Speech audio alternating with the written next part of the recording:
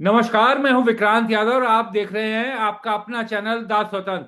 पूरी दुनिया की निगाहें इस समय इस्लामाबाद पर टिकी है, जहां पर ईरान और अमेरिका के बीच शांति वार्ता हो रही है। पाकिस्तान इसमें मध्यस्थ की भूमिका निभा रहा है और पूरी दुनिया इस समय यही चाहती है कि इस्लामाबाद से शांति की खबर आए। लेकिन आर्थिक जगत भी बहुत ही करीब निगाह से इस पूरे घटनाक्रम को देख रहा है, क्योंकि किस तरह की आर्थिक जगत में घटनाएं होंगी आने वाले समय में, वो सब इसी शांति वार्ता पर टिकी हुई है। हमारे साथ नीरज वाजपेयी जी मौजूद हैं, वरिष्ठ पत्रकार हैं, आर्थिक मामलों के विशेषज्ञ रहे हैं पूरे कैरियर के दौरान और एंड शो के जरिए आप लोगों तक नई नई खबरें अपनी पहुंचाते रहते हैं। नीरज जी, बहुत बहुत स्वागत है द स्वतंत्र पर। जी नीरज भाई। नमस्कार सर, और आपके दर्शकों को भी बहुत बहुत नमस्कार। नमस्कार नीरज भाई, पूरी दुनिया देख रही है इस समय कि क्या बातचीत में निकलेगा, क्या कुछ रास्ता निकलेगा, युद्ध रुकेगा। आर्थिक जगत, अर्थव्यवस्था किस तरीके से इस बैठक को देख रही है? आ, देखिए विक्रांत भाई, जो बैठक इस समय चल रही है उसको थोड़ा सा एक हफ्ते पीछे जाके समझते हैं। आज 28 फरवरी को युद्ध शुरू हुआ हाँ। और लास्ट वीक तक ऐसा लग रहा था कि कुछ बात बनेगी नहीं, और एकदम पीक हो रहा था जब ट्रम्प ने वो ट्वीट लिखा कि हम पूरी सभ्यता को खत्म कर देंगे, और एक बहुत भयानक डर का माहौल मार्केट में बना। जी। लेकिन वहीं पे युद्ध पीक हो गया था, हाँ। क्योंकि जब हम लोग मार्केट के नजरिए से उसको ट्रैक कर रहे थे, देखिए दो तरह से इस युद्ध को लोग ट्रैक कर रहे थे। एक जो जी। पॉलिटिकल डिस्कोर्स वाले थे, वो बयान क्या चल रहा है, युद्ध क्या चल रहा है, हम लोग मार्केट के नजरिए से उसको देख रहे थे। तो आप देखिए कि ट्रंप की उस भयानक धमकी के बावजूद कच्चा तेल $115 से ऊपर नहीं गया। हाँ। 115 का टॉप बना के वो खड़ा था, जबकि वो धमकी दी कि कल सुबह न्यूक्लियर बम मार देंगे वो। हाँ। तो हम लोग मार्केट के नजरिए से देख रहे थे कि अगर इतनी सीरियस धमकी है तो ये क्रूड $150 हो जाना चाहिए, लेकिन हुआ नहीं था, और बॉन्ड मार्केट भी वैसा रिएक्ट नहीं कर रहा था। हाँ। तो इससे हम लोगों को लगा कि नहीं, इसमें कुछ अंदर की बात है जो होगी। और जब सुबह आप सो के उठे तो आपको पता लगा कि 5 बजे सुबह हाँ। सीज फायर हो गया। हाँ। तो जनरली जो पॉलिटिकल डिस्कोर्स में बातें डिस्कस की जाती है, वो उनमें एक्यूरेसी की दिक्कत यही होती है कि हम लोग दूसरे नजरिए से देखते हैं हाँ। कि अगर इतनी बड़ी समस्या है कि दुनिया खत्म करने की तैयारी चल रही है, तो कच्चा तेल 115 पे क्यों टिका हुआ है। हाँ। तो वहां पे मार्केट ने एक रिव्यू बना लिया था कि इसमें कुछ पॉजिटिव आएगा। हम्म। फिर उसके बाद की बातें सब होती रही कि युद्ध चलता रहा, डील होती रही। फाइनली आज की तारीख में दोनों इस्लामाबाद में पार्टियां पहुंच गई और उनके बीच में बातचीत होगी। हम्म। अगर आप सारे डॉट को कनेक्ट करें हम्म। तो ये साफ दिख रहा है कि ये सीज फायर कंफर्म हो जाएगा, ये परमानेंट सीज फायर में कन्वर्ट होगा। अभी अच्छा। तक के सारे डॉट्स ये दिख रहे हैं। हाँ। देखिए, एक तरीके से यूएस के ट्रैप में ईरान फंस गया है। हाँ। ठीक है, बहुत सारे पॉलिटिकल नैरेटिव आपको इसके उल्टा सुनाई देंगे। हाँ। मैं ये कह रहा हूं कि यूएस के ट्रैप में ईरान फंस गया है। अच्छा, ये आप एकदम अलग बात बता रहे हैं वैसे। हाँ। देखिए, हिंदी चैनलों में और अपने हाँ। यहाँ की मीडिया में जो नैरेटिव पेश किया जा रहा है उसमें इमोशनल क्वेश्चन ज्यादा है।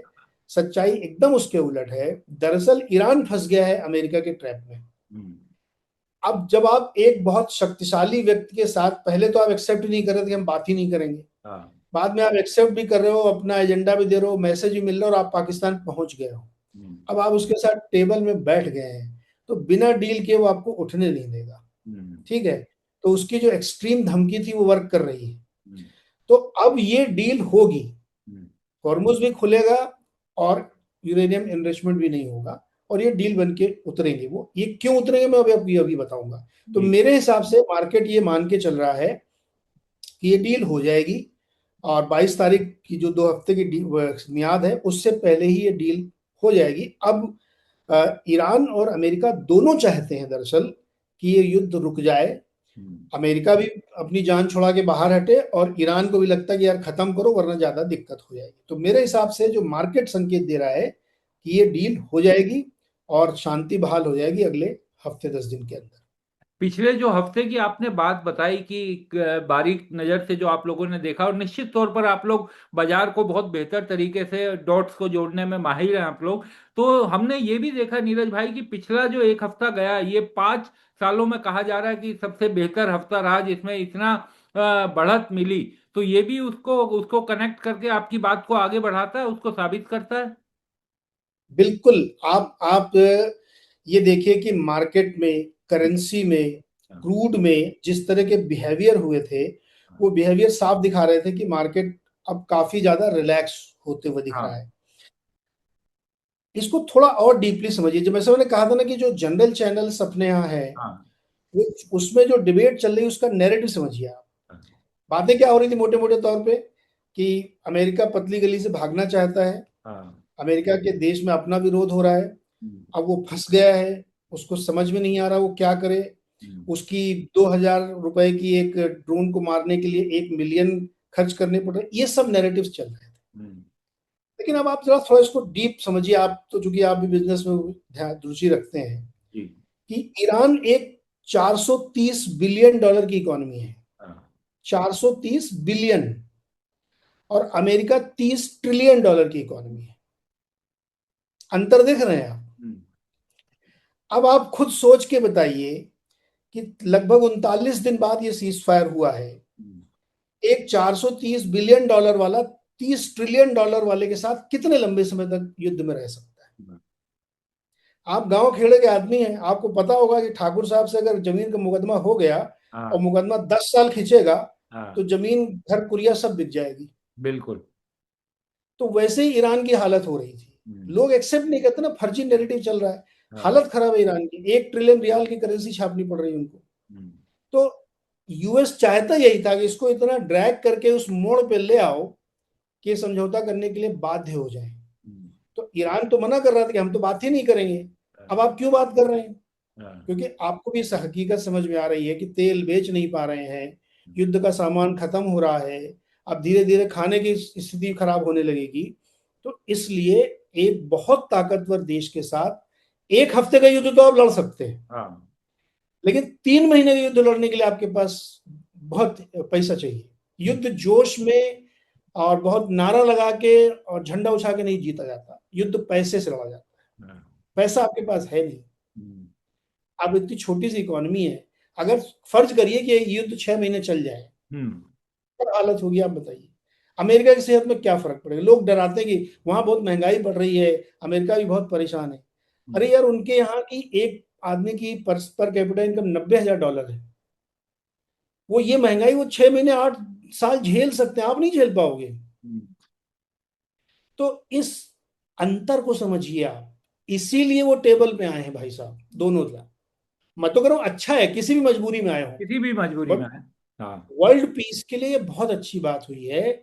और अब ये दोनों बिना समझौता करे उस टेबल से उठेंगे नहीं। हम्म, और चूंकि गारंटी किसी बात की मैं भी नहीं दे सकता, मान लीजिए 1% चांस है कि वो हाँ, बिना उसके उठ गए, तो आप ये समझ लीजिए कि अगले 15 दिन बाद ईरान ही घुटने टेकेगा फिर। हाँ, ये स्थिति आर्थिक दृष्टि से बन चुकी है, और इसी को मार्केट ने डिस्काउंट किया, इसीलिए सारा कुछ आया। आप पॉलिटिकल देखेंगे तो आपको कुछ समझ में नहीं आएगा, हाँ, बिल्कुल सही लेकिन है। इकोनॉमिक दृष्टि से आप देखेंगे तो आपको एकदम साफ दिखेगा कि ये तो हाँ, राइटिंग ऑन द वॉल था कि हाँ, ये युद्ध किस दिशा में जा रहा है। हाँ, धीरे धीरे करके यूरोप और बड़े बड़े देश नाराज होने लगे थे ईरान से कि भाई हॉर्मुज को खोलिए आप।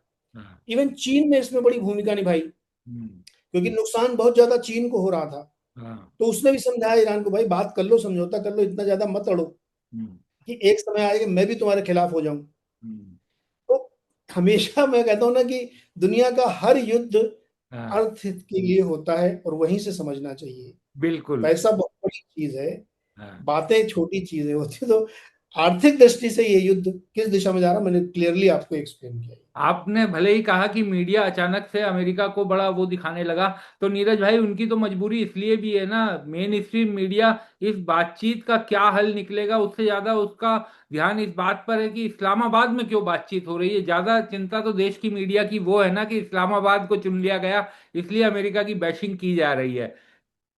और आप टीवी में देखिए, रहे हैं लंबे समय, आप जानते हैं टीवी की मजबूरियां।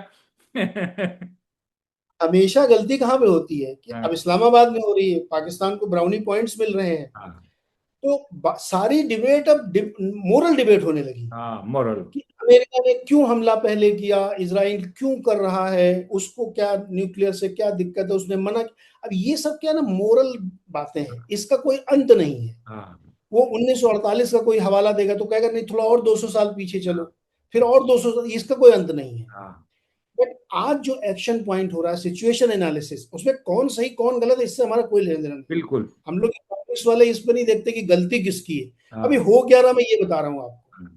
तो युद्ध क्यों हुआ, कैसे हुआ, किसने किया, किसने शुरुआत किया, ये सब आप लोग डिस्कस करो।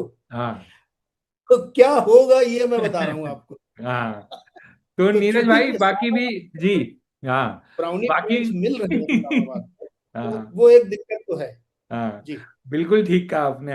नीरज भाई बाकी भी बातें करें, सोने चांदी की क्या स्थिति दिखाई दे रही है? अब 4700 के करीब हम देख रहे हैं कि सोना एकदम टिका हुआ है मजबूती के साथ। और ये कुछ लोग ये भी कह रहे हैं कि जिस तरह की युद्ध की स्थिति थी, सोने को डाउन पड़ जाना चाहिए था, लेकिन वो 4100 का जो लो टच किया था उसने, उससे नीचे वो कभी नहीं गया। उसके बाद से तो लगातार मजबूत ही रहा। और चांदी भी, प्रोडक्शन वगैरह कम हुआ होगा, लेकिन चांदी भी एक 75 का घर उसे मिल गया, उससे ऊपर ही लगातार बनी हुई है। तो किस तरीके से मेटल्स को देखा जाए अब वर्तमान परिस्थितियों में? चलिए इसका भी एनालिसिस उसी एंगल से करते हैं। जी। एक हफ्ते पहले जाइए, जब हाँ क्रूड अचानक 110 112 15 पे चला गया हाँ था, राइट। हाँ उसके बाद जब कोलैप्स होके वो 95 पे आया क्रूड, हाँ पिछले हफ्ते, आज वाला नहीं पिछले हफ्ते वाला। हाँ तो उसी दिन आप देखिए कि जैसे ही क्रूड गिरा, हाँ डॉलर इंडेक्स नीचे आया, सोना 4800 पहुंच गया हाँ। Same day. सेम डे, बिल्कुल उसी सही बात।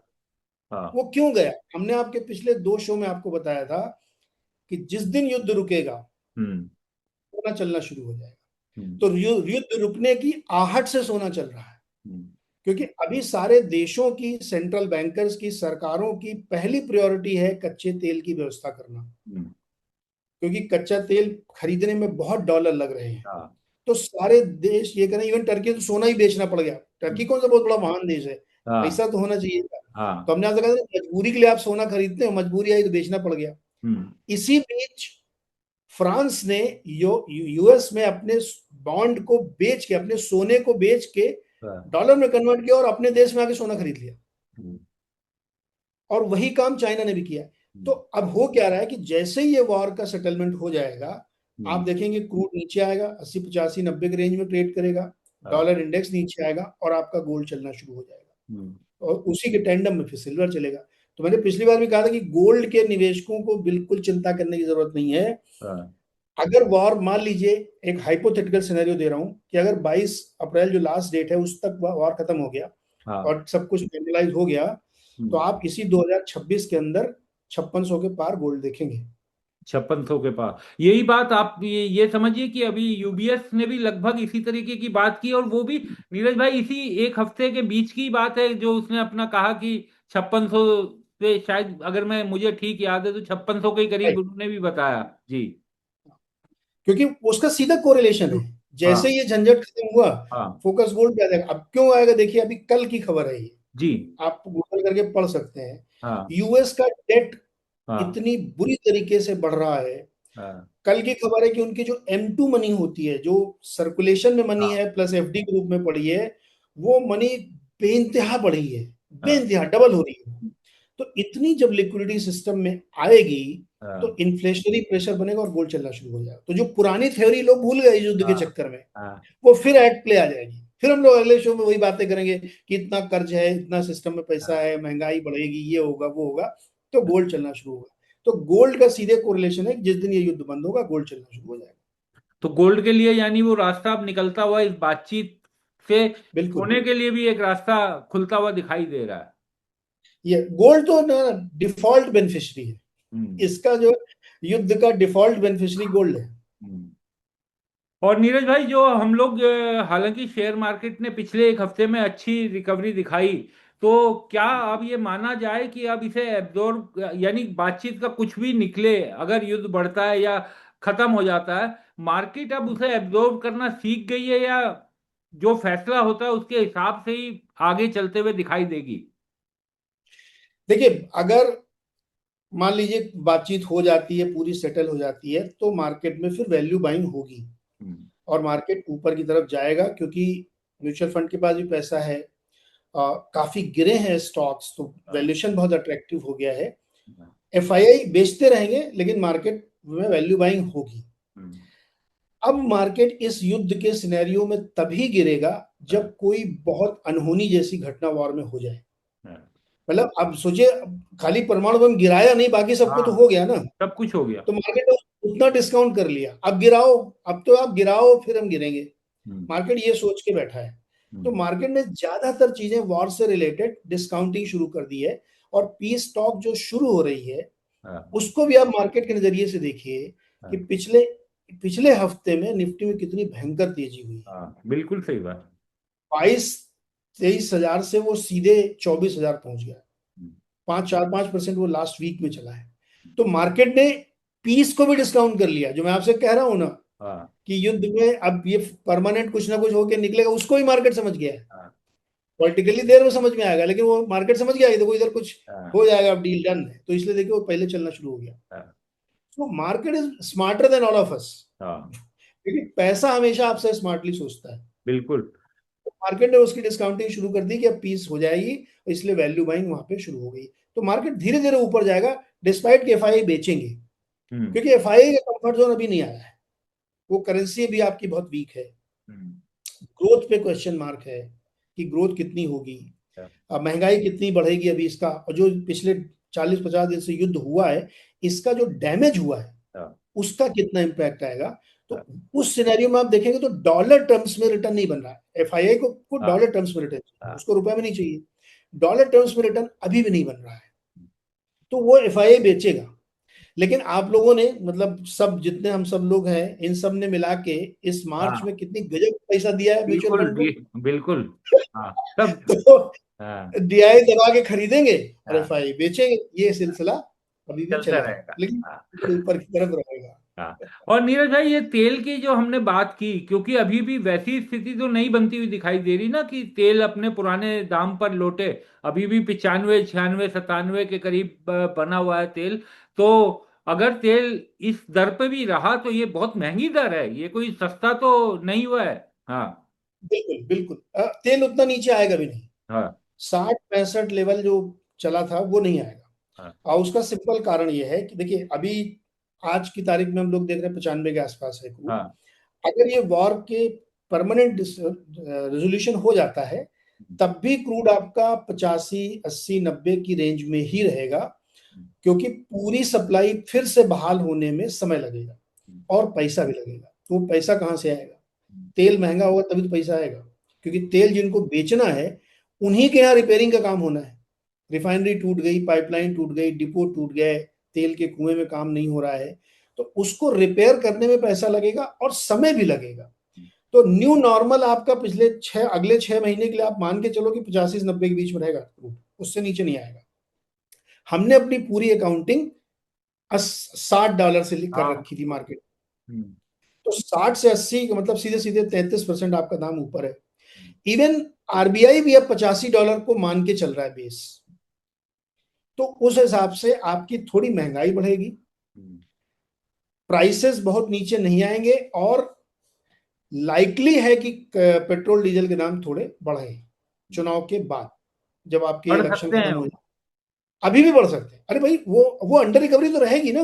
हाँ, क्रूड 60 पे आ जाए, अगर मान लीजिए 20 अप्रैल को क्रूड 60 पे आ जाए और हाँ, वहीं पे बना रहे, तो मैं कहूंगा नहीं बढ़ेंगे, लेकिन वो मुझे आता नहीं दिख रहा है। हाँ, तो अगर एलिवेटेड है तो फिर दाम बढ़ेंगे, हम्म, पक्का बढ़ेंगे, इसमें कोई डाउट नहीं, भले ही वो 2 रुपए बढ़ाएं, क्योंकि अंडर रिकवरी है अभी भी। हम्म, और जिनके दाम बढ़ गए हैं, कमर्शियल के, एटीएफ के हाँ, या डोमेस्टिक के भी 70 रुपए बढ़ गए, इसको फिर से नीचे आने में भी ये समय लगेगा। हाँ, एकदम से नीचे नहीं आएंगे, हाँ, क्योंकि डोमेस्टिक कंपनीज ने $150 तक में तेल खरीदा है। हाँ, तो वो भुगतान कौन करेगा? हम्म, उसको तो मैनेज करना पड़ेगा। और दूसरा, हो सकता है कि सरकार फिर से कहे कि अब भाई एक्साइज लगाया जाए। हम्म। तो तो दाम नीचे आने का तो बिल्कुल संभावना नहीं है, बढ़ जरूर सकते हैं। हाँ, सरकार कब तक अपने एक्साइज का छोड़ेगी? सरकार को भी तो पैसे की तो एक जरूरत है। लाख 1,40,000 करोड़ का सीधे सेटबैक लिया सरकार ने। हम्म, तो फिस्कल डेफिसिट आपका जो 4.3 का टारगेट लेके चल रहे थे, हो सकता है 4.6 पे जाए। तो सरकार तो चाहेगी इसको मैनेज करना, तो वो 1.5 लाख करोड़ का नुकसान कौन भरेगा? हाँ। नीरज भाई, एक सवाल मेरे मन में जहन में आता है, वो आज आपसे समझना ही चाहूंगा कि एफआईआई जो लगातार बिकवाली कर रहे हैं पिछले काफी लंबे समय से, भले ही हम लोगों ने बहुत संभाल के रखा अपने भारतीय लोगों ने, लेकिन क्या एफआईआई का पूरा भरोसा टूट गया है? क्या भारतीय इकोनॉमी की स्थिति इतनी खराब है कि वो विश्वास नहीं बना पा रहा है उन पर?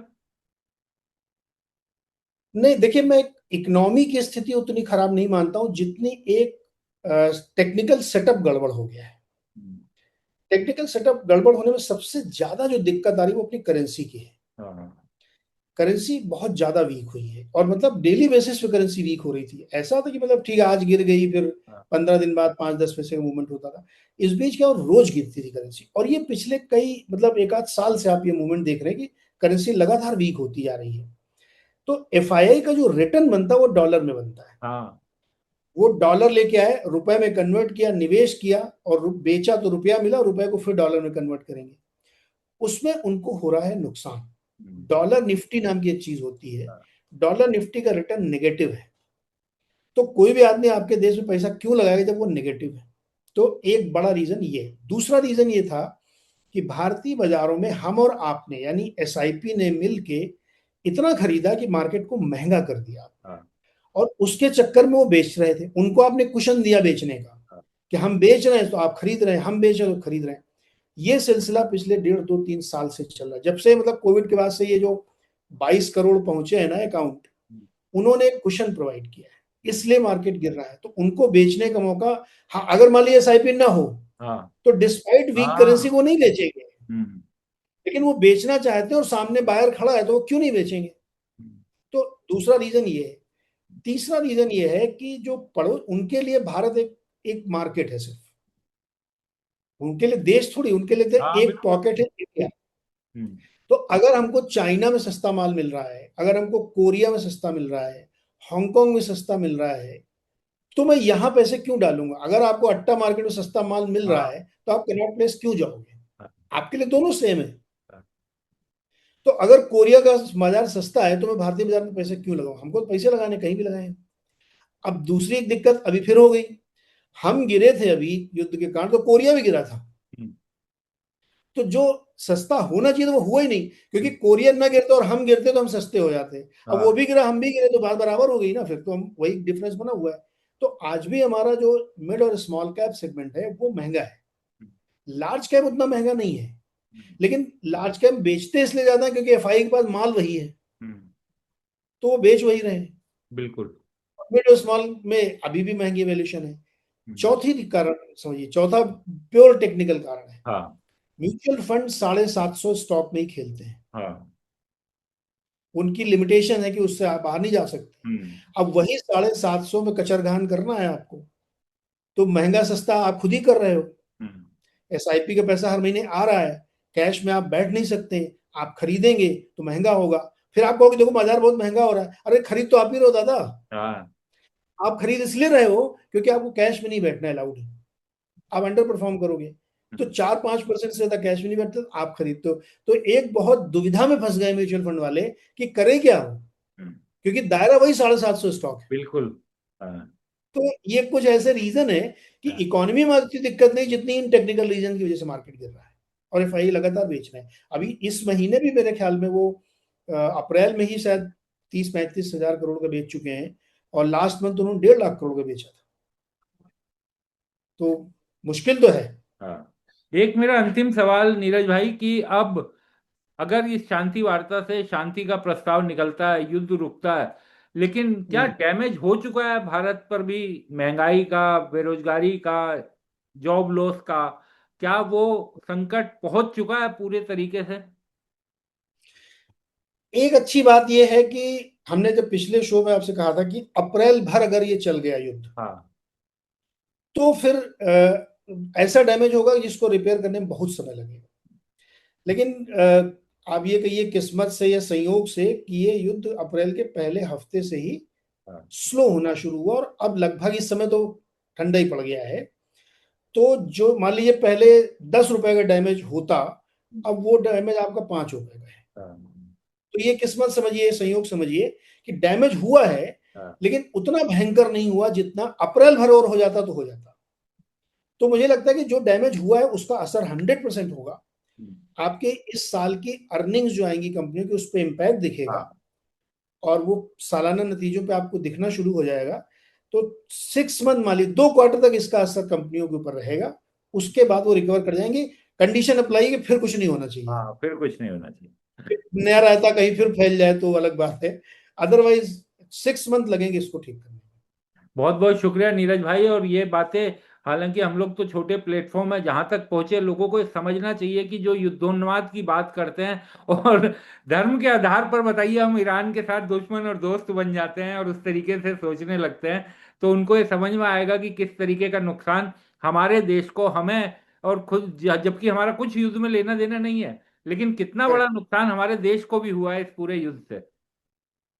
एब्सोल्युटली। और यही तो कह रहे थे कि लड़ कोई रहे दो देश, हाँ, नुकसान हम उठा रहे थे, हाँ, और हमने उठाया नुकसान। मतलब लोगों ने 5,000 के सिलेंडर लिए ही है ना, हाँ, बिल्कुल। और महंगाई बढ़ी है ना। हम्म, अब मुझे तो एक अपील भी करनी है आपके शो के हाँ जरिए जी। कि जिन लोगों ने हम्म, होटलों में अपने खाने पीने के दाम बढ़ा दिए थे हाँ, इस युद्ध और गैस सप्लाई की वजह से, हाँ, जिस दिन वो नॉर्मलाइज हो जाए, कृपा करके वो दाम कम कर दीजिए। हाँ, क्योंकि 50 रुपए अक्सर इडली, 70 रुपए जो आपने की है, हाँ, उसको प्लीज वापस 50 में लाइए जिस दिन ये हाँ, महीने में जब नॉर्मलाइज हो जाए। क्योंकि वो क्या था, एक बार बढ़ा लेते हैं फिर घटाते नहीं है। हाँ, तो ऐसी मुनाफाखोरी जो लोग कर रहे हैं, मेरी उनसे अपील है कि वो वापस ले आए, हाँ। क्योंकि चीजें नॉर्मल हो जाएंगी। बहुत बहुत शुक्रिया नीरज भाई, आप जुड़े हमारे साथ, चर्चा में शामिल हुए, बहुत बहुत शुक्रिया। Thank you sir, thank you so much.